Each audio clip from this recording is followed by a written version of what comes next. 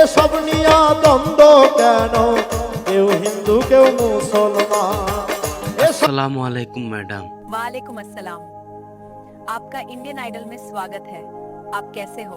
Madam আমি ভালোই আছি, কিন্তু আবার বেশি ভালো না। কারণ আজকে আমি যা বলতে যাচ্ছি তা শুনলে আপনারা অবাক হয়ে যাবেন, চোখে জল ফেলে দিবেন। की बात जो सुन के हम रोने लगेंगे कि बोल के देखो। তাহলে শুনুন আমার এই কথাগুলি। দেখুন স্যার, আমাদের দেশটি বর্তমান এমন হয়ে গিয়েছে শুধু হিন্দু মুসলিম, শুধু হিন্দু মুসলিম। আজ থেকে শত শত বছর আগ থেকে মুসলিমরা এই দেশে বসবাস করে এসেছে, কিন্তু একজন মুসলিম দোষ করলে সব মুসলিমদেরকে বলা হয় পাকিস্তানি। কিন্তু স্যার, আপনার কাছে আমার আবদার, এটা কি ঠিক? না, কখনোই ঠিক না। স্যার, আপনারা হয়তো জানেন আমি হয়তো আসামের একজন মুসলিম সম্প্রদায়ের ছেলে। আমাদের আসামে অনেক সময় মুসলিমরা নির্যাতিত হয়। কথাগুলি বলার আগে আরেকটি কথা বলতে চাই, আসামে দুই প্রকারের মুসলিম সম্প্রদায় আছে, একটি হলো অসমীয়া মুসলিম, আরেকটি হলো বাঙালি মুসলিম। এখানে বাঙালি মুসলিম সম্প্রদায়কে বলা হয় মিয়া মুসলিম। আপনাদেরকে বলেছিলাম দুই সম্প্রদায়ের লোক আসামে থাকে, কিন্তু এখানে অসমীয়া মুসলিম নিয়ে কোনো সমস্যা নাই। মেন সমস্যা হলো মিয়া মুসলিম নিয়ে। এই বাঙালি মুসলিম সম্প্রদায় আসামে কিভাবে এসেছিলেন, কেন তারা এত নির্যাতিত হচ্ছেন? গল্পটা খুব পুরনো, ব্রিটিশ আমল। ব্রিটিশরা যখন আসাম শাসন করত তখন তারা দেখলো এখানে চাষাবাদের জন্য প্রচুর খালি জমি আছে, তাই তারা পূর্ববঙ্গ থেকে কৃষক এনে এখানে বসাতে শুরু করলো।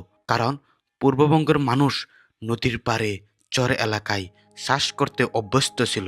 তারা জানতো কিভাবে বন্যা, নদী ভাঙন আর কাদা জমিতে কৃষি চাষ করতে হয়।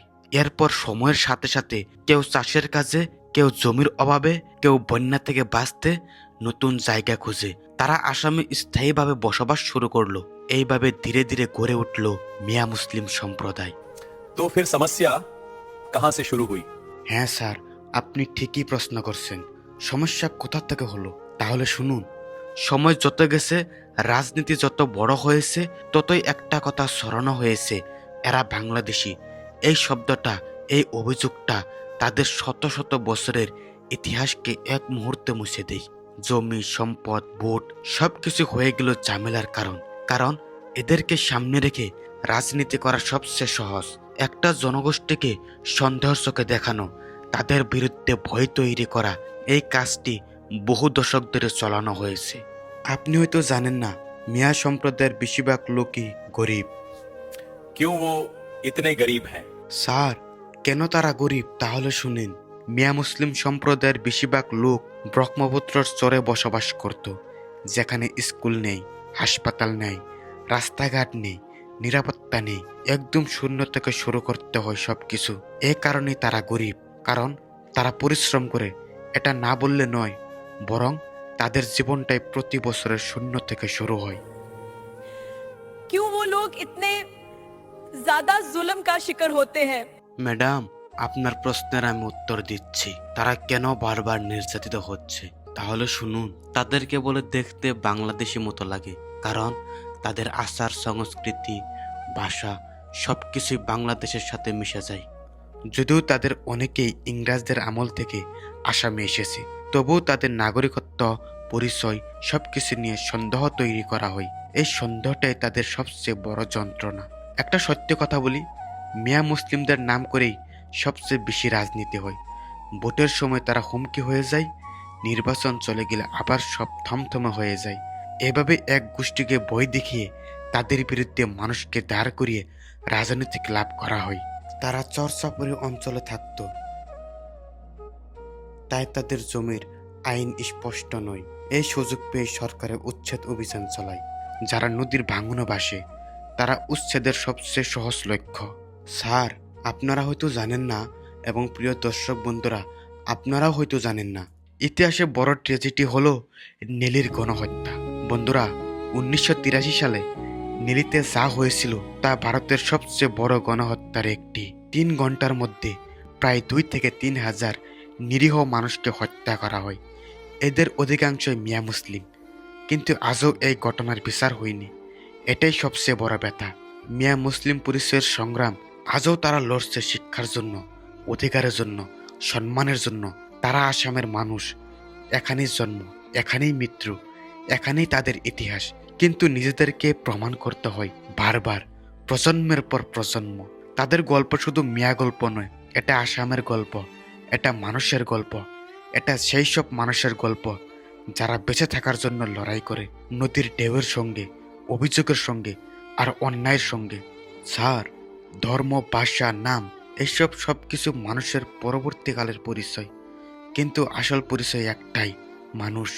মিয়া মুসলিমরা তাদের ভুল বোঝা হয়েছে, তাদের বিরুদ্ধে অনেক কথা বলা হয়েছে, কিন্তু সত্য কথা হলো তারা আসামেরই অংশ, তারা ভারতেরই অংশ, তারা আমাদেরই মানুষ। এই গল্প, এই ব্যথা, এই সত্য আমরা যদি না বলি তাহলে কে বলবে? तुम्हारी ये बातें मेरे दिल को छू गई। ऐसी सच्ची बातें बहुत कम लोग बोलते हैं। হ্যাঁ স্যার, আমাদের মাঝে ধর্ম, জাতি এগুলি নিয়ে বিভেদ, তো কেন এত বিভেদ তা নিয়ে একটি গান পরিবেশন করব। গানটি চোখে জল এনে দিবে, কাঁদতে বাধ্য হবেন। চলুন গানটি শুরু করি। ओके, शुरू करो। তো স্যার, আমি তো গানটি শুরু করব, তার আগে অডিয়েন্সদেরকে বলে দিন চ্যানেলটি সাবস্ক্রাইব করতে, তাহলে পরবর্তী যখন গান আপলোড করব সেগুলো শুনতে পারবে। তো স্যার বলে দিন না। सब लोग चैनल को सब्सक्राइब कर ले। तो अब गाना शुरू करो। ওকে স্যার, ওকে, আমি তাহলে গান শুরু করি। তুমি মানুষ আমি মানুষ, তুমি মানুষ আমি মানুষ, সকল এক মায়ের সন্তান। এসব নিয়া দ্বন্দ্ব কেন? কেউ হিন্দু কেউ মুসলমান। তুমি মানুষ আমি মানুষ, তুমি মানুষ আমি মানুষ, সকল এক মায়ের সন্তান। এসব নিয়া দ্বন্দ্ব কেন? কেউ হিন্দু কেউ মুসলমান। এসব নিয়া দ্বন্দ্ব কেন? কেউ হিন্দু কেউ মুসলমান।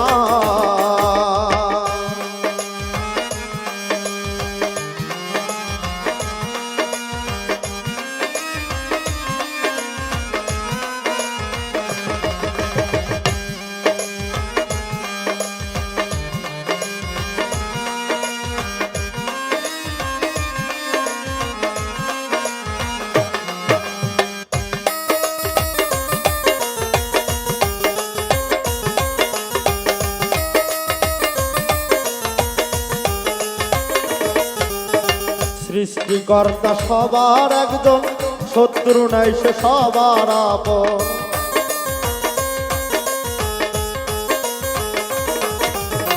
সৃষ্টিকর্তা সবার একজন, শত্রু নাই সে সবার আপন। তার ইচ্ছাতে জন্ম মরণ, তার ইচ্ছাতে জন্ম মরণ, সে যে সবার প্রাণের প্রাণ। এসব নিয়া দ্বন্দ্ব কেন? কেউ হিন্দু কেউ মুসলমান।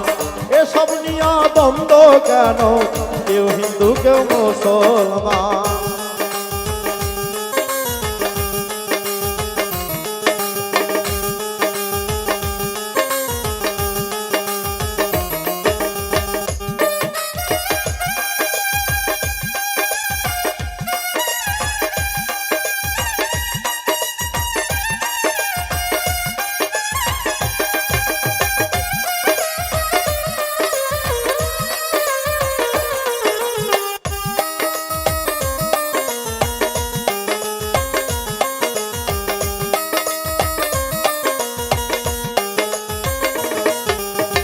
কেউ হরি কেউ আল্লাহ বলো, যার যার ভাষায় বলা হইল।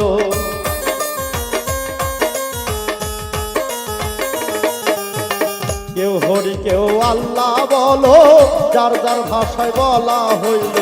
সরল সোজা পথে চলো, সরল সোজা পথে চলো, সর্বক্ষেত্রে হও সাবধান। এসব নিয়া দ্বন্দ্ব কেন? কেউ হিন্দু কেউ মুসলমান। এসব নিয়া দ্বন্দ্ব কেন? কেউ হিন্দু কেউ মুসলমান।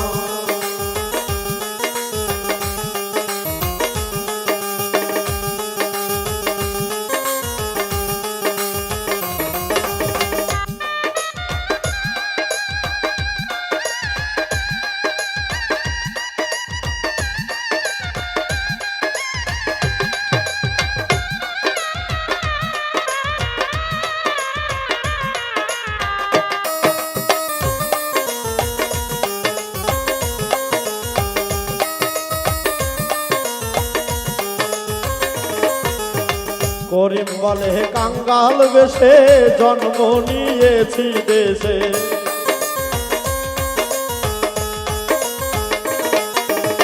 করিম বলে কাঙ্গাল বেশে জন্ম নিয়েছি দেশে। মানুষকে ভালোবেসে, মানুষকে ভালোবেসে হোক না জীবন অবসান। এসব নিয়ে দ্বন্দ্ব কেন, কেউ হিন্দু কেউ মুসলমান। এসব নিয়ে দ্বন্দ্ব কেন, কেউ হিন্দু কেউ মুসলমান। তুমি মানুষ আমি মানুষ, তুমি মানুষ আমি মানুষ, সকল এক মায়ের সন্তান। এসব নিয়ে দ্বন্দ্ব কেন, কেউ হিন্দু কেউ মুসলমান। এসব নিয়ে দ্বন্দ্ব কেন, কেউ হিন্দু কেউ মুসলমান। এসব নিয়ে দ্বন্দ্ব কেন, কেউ হিন্দু কে